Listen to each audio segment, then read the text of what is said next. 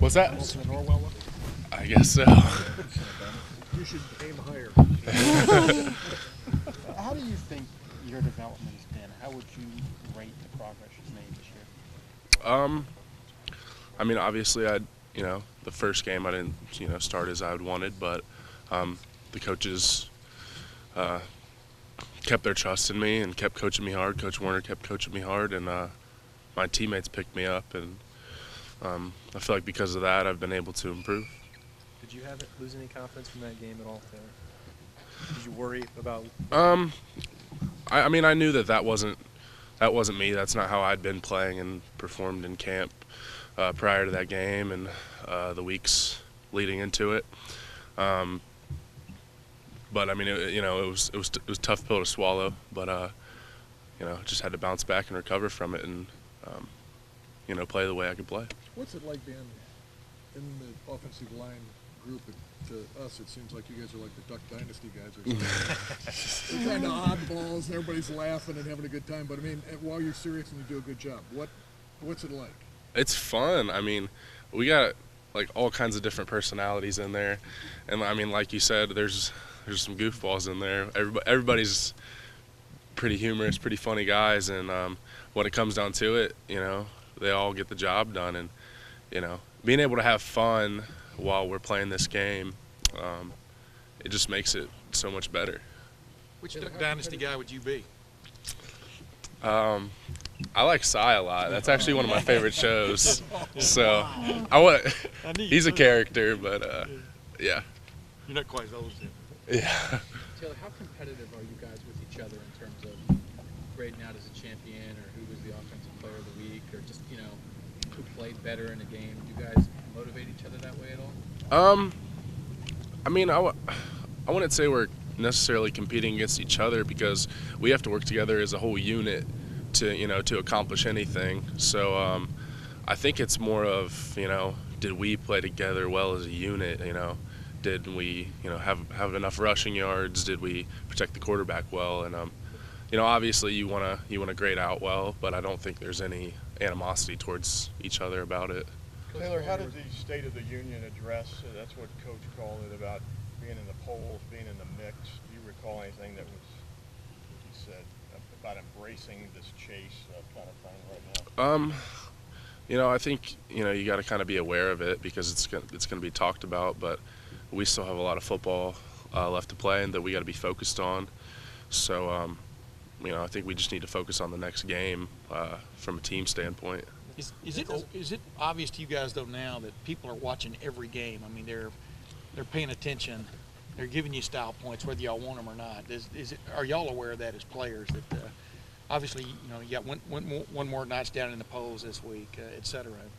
Yeah, I think guys are aware of it, but like I said, we just need to focus on going out there and winning games, because if we don't focus on the teams we're playing against some good teams. Mm-hmm. So that could hurt us if we're not focused and not preparing each week for each team. It's kind of a big thing though, right? Because everybody doesn't like to talk about it much. So I mean, to kind of take time out of his day the BCS came out. I mean, do you have a reaction to what you saw there, and what was it like just kind of actually having him acknowledge it?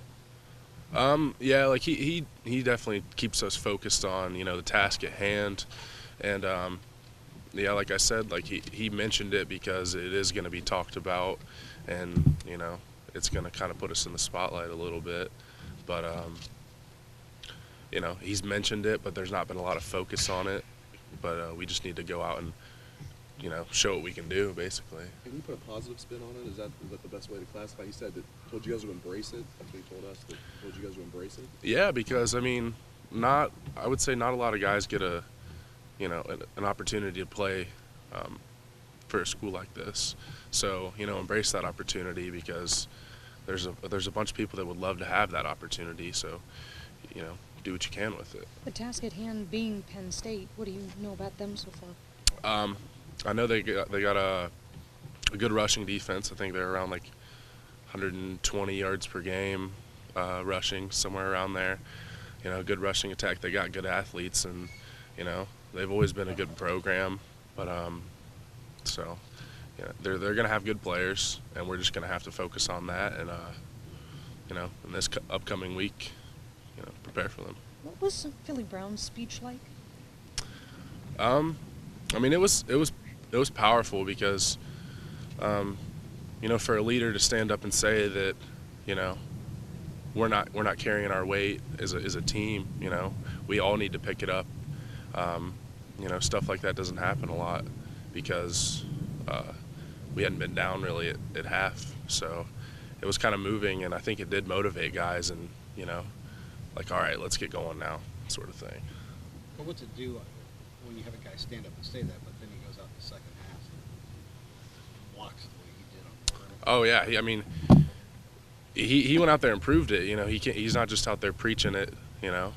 He's going to go out and he's going to set the example, and he's saying we all need to play better, and he's not counting himself out. He's going out there and he's being a leader. He's showing us, showing us the way. Taylor, Coach Warner was talking about the other day for the way Marcus played. You guys gave him 3 claps in the room. Yeah. How did that happen? Why did you do that? Can you sort of explain what the 3 claps means in the offensive line room? In the O-line room, we just kind of do 3 claps for a little bit of praise.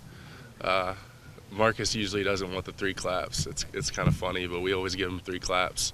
So, if we deem it necessary to give somebody 3 claps, Corey will give us a ready, set, go, and we'll all give him 3 claps for a little praise. How often do the 3 claps happen? Does this happen every day you're giving it out, or is it? Nah, not every day.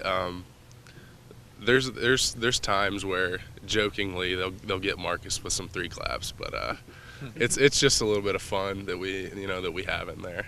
Was it Coach Warner thing, or how did the 3 claps thing start? It did start, yeah. It started with Coach Warner when we would have guests come in our room, just to kind of welcome them, and then I guess we kind of just took off with it.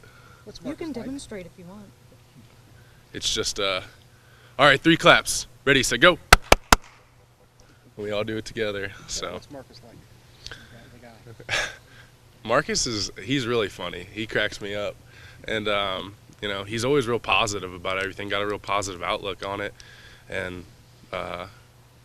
obviously he's a great player. He's playing really well, and he's just fun to be around because like I said, he's got that positive attitude, and he's always just picking people up, and off the field he's a jokester. He's a pretty funny guy. Taylor, those 4 seniors were established, and here you come in and try to mesh in with them. How has that gone? Do you feel like now I'm one of the 5 and there's not that senior, sophomore kind of thing? Well, I'll definitely always be the younger guy because, I'm like a little brother to them basically, I would say. But yeah, they've had good careers and they've established themselves and they deserve the respect that comes along with that.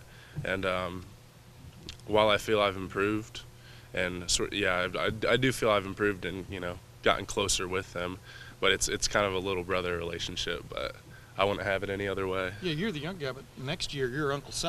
You'll be the oldest guy in the room. You know what I mean? How are you already thinking about that? About the leadership you're going to have to? 4 guys are going to be gone, and what you're going to have to, carry the flag, so to speak. Yeah, I guess I haven't given that much thought. I'm just kind of appreciating the moment, and living in the moment, and learning from these guys, just seeing what they do, learn from them because, in the future I'm gonna have to step into that role, but just kind of live in the moment sort of deal. Okay.